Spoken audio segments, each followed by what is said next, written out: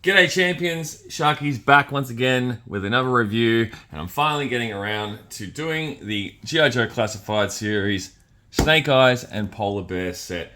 I am stoked to get this, I'm stoked to review it. Let's go!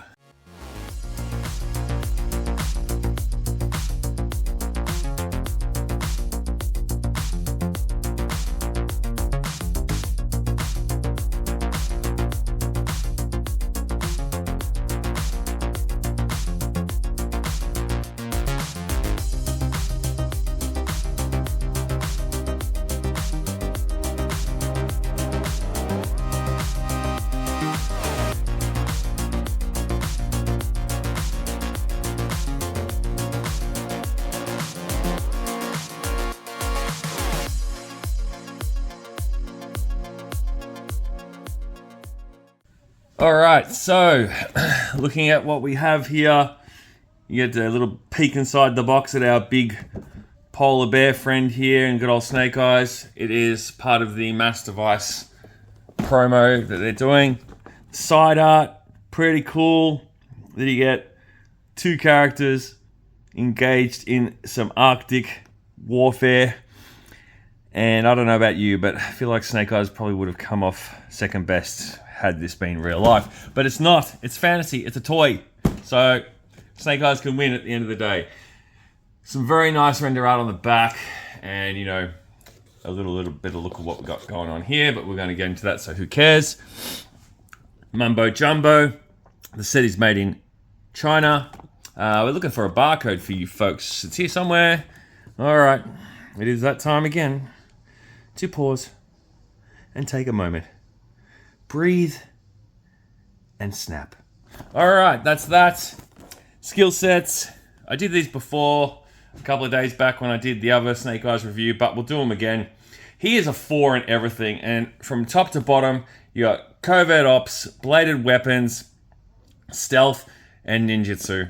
So yeah, the ultimate badass, as we know. So I'm gonna take my trusty knife here, and we're gonna open this up. I'm taking the liberty of unpacking everything off camera because we would have been here for a minute.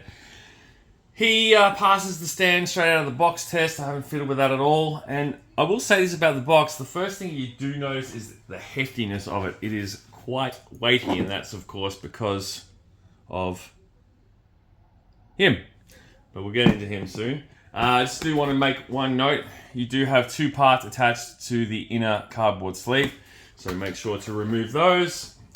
You'd be a bit of a moron if you miss them, but just pointing it out. If you're new to the channel and discovering it for the first time, welcome. If you're a returning visitor, good to see you again, mate. And if you're enjoying the content thus far, awesome. Feel free to turn your bell notifications on so you don't miss any future reviews from me. Or first looks, because let's be honest, I've had a few of those lately. And I will have more, because that's just the way it is, as Bruce Hornsby once famously sang. I'm just cutting off those pieces off that cardboard sleeve now. I could have done this off camera, but I'm on a roll, so why not? Alright, so let's have a look at some accessories. I've just noticed something which is not good, but I'm going to come back to that in a minute. First things first, let's look at the hands. You get 3 sets of additional hands on top of the ones that you see already attached to the figure. You get his ungloved flesh-colored hands. You get a pair of fists for a little bit of the Alright. These glow in the dark as well. If you've seen the homie Bobby B's photos on Instagram, or maybe even in his review, I can't remember, he did demonstrate that the pink ones glow in the dark. So you get a pair of Hong Kong Fooey chop suey hands, and of course these ones. We'll have a look at those closely shortly. You get a knife. We've seen it before. It's pretty bare bones, so we may as well just go and chuck that in there so it's out of the way. Seems quite small for that sheath, but could that be cost cutting on Hasbro's behalf? I wouldn't rule it out. that in there. It looks tiny. I don't know why, but it just looks tiny. Anyway, I digress. You get this nice looking sidearm. I feel like we've definitely seen this before. I do like the paint decos on this though. And it does have a port for blast effects. It's a tidy little piece. I don't think he ever used it in the cartoon from memory. It's been a while since I've watched the Mass Device episodes, but it just goes in there nice and snug. It actually pops quite well, even in the holster. You get the XMLR laser rifle, and it looks like my barrel might be, is that a tad bent, or am I just, is it my depth perception? No, I think pretty straight.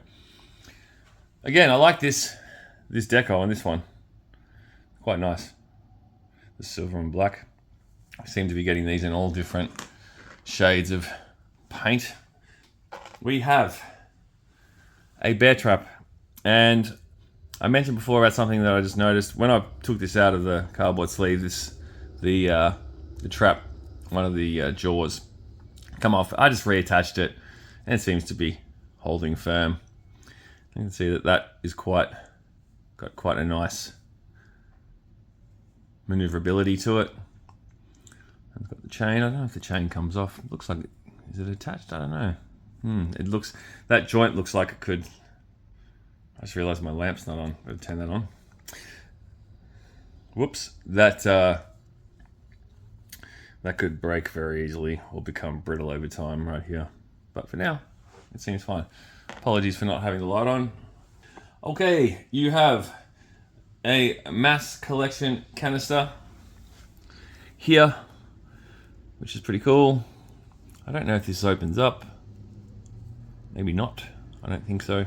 Doesn't appear to open up. But we've never seen that before in the line, so that's new tooling, I believe. And you should be able to hold that pretty well, I'd imagine. And of course, we have our second piece of the mass device, which is the catalytic element. You can take this off. I believe this will come out too, yeah. Just like the one with breaker. And no doubt the one that comes with the diver. There's the breaker one there. And I don't know about you guys, but I don't really want to get the diver to have to get the divers to have to get this. But anyway, that's what good old Jersey Maniac would call a hostage pack. So yeah, that's that. All right, we're about to get into the polar bear. Are you ready, champions? First off, the rear legs come detached, so I have to pop those on. And this will give you a good opportunity to have a look at the feet as well. The pads of the feet, which look pretty cool. We'll go through the articulation once I've got it attached. You get his arrow impacted shoulder plate, which can be placed over the left shoulder, I believe it is. We'll have another look at that shortly. And again, I can't remember how he gets shot with arrows in the cartoon, but someone will be able to refresh my memory in the comments. I am not a massive fan of the cartoon. I never really grew up on it, so therefore I don't know it back to front, front to back. The comics are more my thing. Let's get some legs attached to this bloke. All right, so these are quite firm to get on, so you will require just a general amount of force. Might be a bit hard for me to do on this angle, but I'm going to try. Oh, this left leg's a bit tougher than the right. Let's try it like this. I haven't heated this up, by the way, and I might have to. It's just going to be a bit tricky to hold in front of the camera, I think, and do it. But let's see if I can get it second time around. No, I'm going to heat that up. Give me one moment. I will say this, the other right leg popped on a lot easier. So give me 2 seconds. I shall return. A few moments later. All right, we are golden. Yep, so a little bit of hot water for 30 seconds definitely enabled that to be a much easier process. So before we have a look at the bear in all his glory, we have the growling head sculpt with some nice scarring across his eye and the bridge of his nose. The texture of this is really nice too. Like the bear, full stop period, like the fur texture, like it's really impressive. And I don't know how well it's going to show on camera in being all white, but it's really nice up close. Those fangs are pretty cool. There is no articulation in the jaw of this head sculpt, so that is one thing worth pointing out. But overall, you'd be hard pressed to say that that doesn't look good. It is impressive. All right, so the bear. That's with this head sculpt on, and the range of movement. He can pivot all the way around, I'd say. Whoop! Upside down, upside down. And again, no articulation in the jaw. And speaking of jaws, if I sound a little funny at all in this review, I've currently come down with a really bad earache, so it's affecting the left-hand side of my face a little bit. So if I'm talking a bit funny compared to normal, then you know why. Range of movement in the neck doesn't appear to be, well, other than like you can look down here with the head, I mean, but you can look straight ahead like that. But this, oh yeah, it does move. It's just a bit rigid, but yeah. You could probably go even further, but I'm not going to force it. Front leg.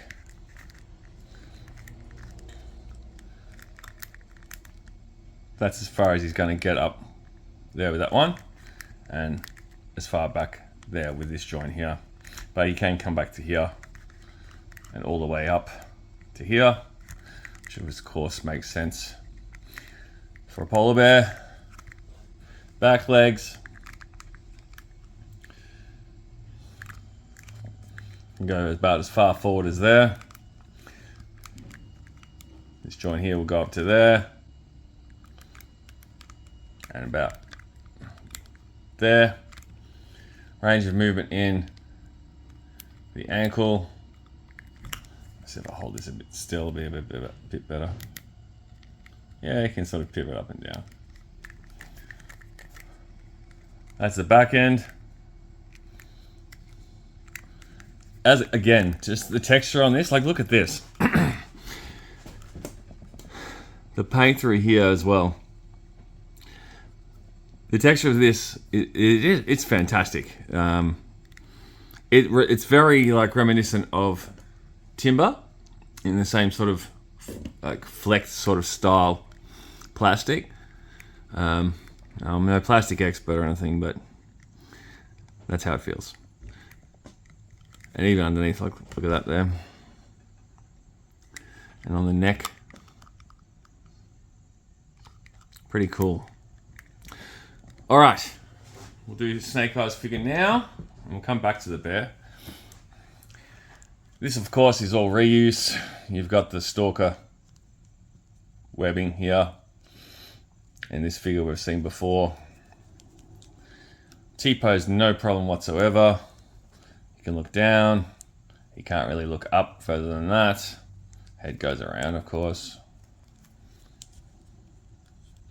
Double pinless. Arms moving nicely.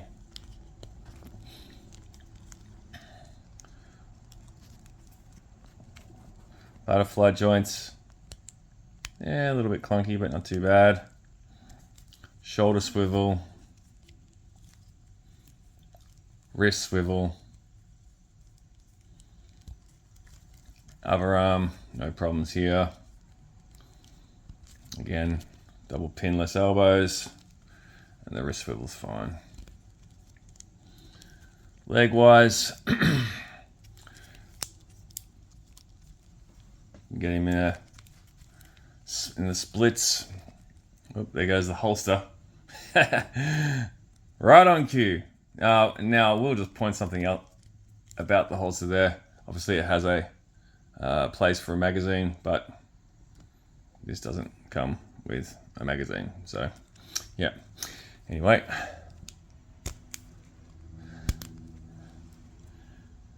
Kick his own ass, no problem. Yeah, there's no problems moving this figure at all.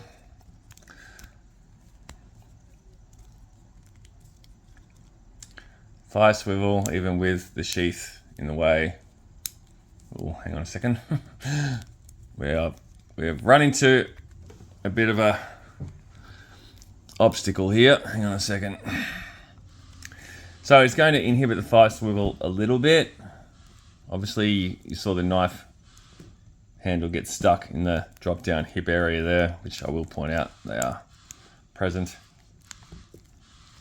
So you just be mindful of that. Not that you're going to be really turning his legs around all that often. Boot cut, no problem there. Ballerina, no problems there. So yeah, sure, it's all reused, like I said, the snake eyes, you know, but it is accurate to the cartoon, and that's what this set is all about. So I didn't go through, actually, one thing I did miss was ab crunch. You can hear it crunching quite nicely, even with this webbing on, and you can go back to there. I hope so far this has not been a shaky experience for you as I lean on the 40-year-old aircraft carrier suspended on a wooden base on a fold-out table. So I'll quickly just throw the XMLR into his hands while we're at it. Oh, mate, Snakey can go there. And again, you know, that does look quite nice with the figure, with silver accents on the rifle. All right, back to the bear. We'll take off the chest plate here. I'm assuming you just pull it like so to reveal the wound. Which is pretty cool. And this should just sit back over it. I'm guessing like this way, maybe. Yep, follow the contour of it.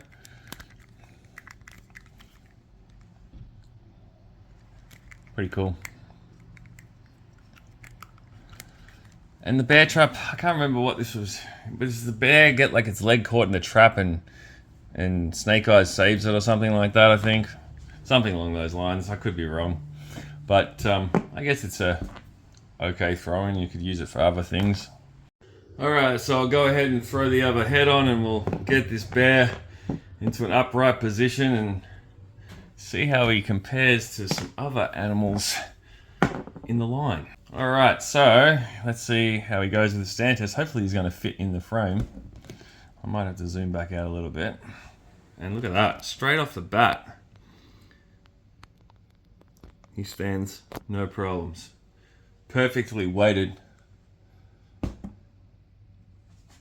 Like not even, yeah, no issue. And if I move the arms, the legs I should say, down, we'll change them around. Let's see if we can.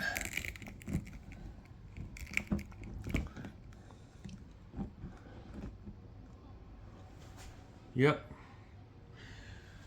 One thing I don't like about it that I will point out is these gaps in here.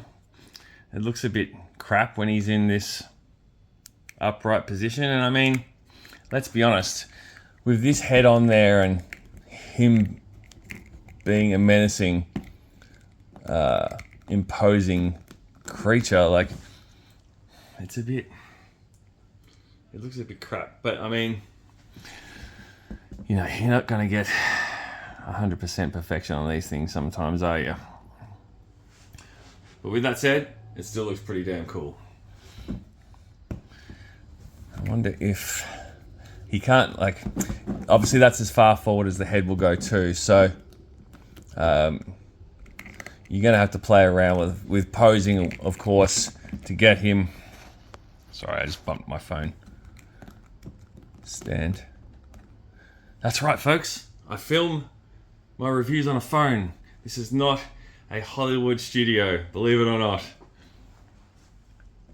Yeah, pretty cool. So let's throw some other animals next to him. We'll start with, of course, this guy, Timber.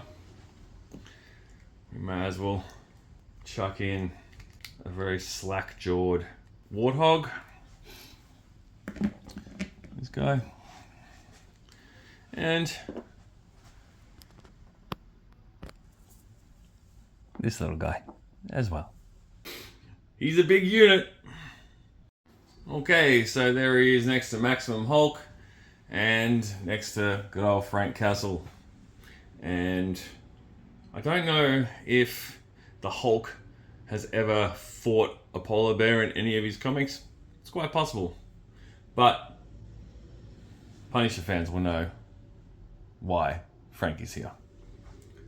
So again, you can see that like he's head and shoulders above this guy. And this is a big figure. So yeah, props to the design team for this. It's pretty nice overall.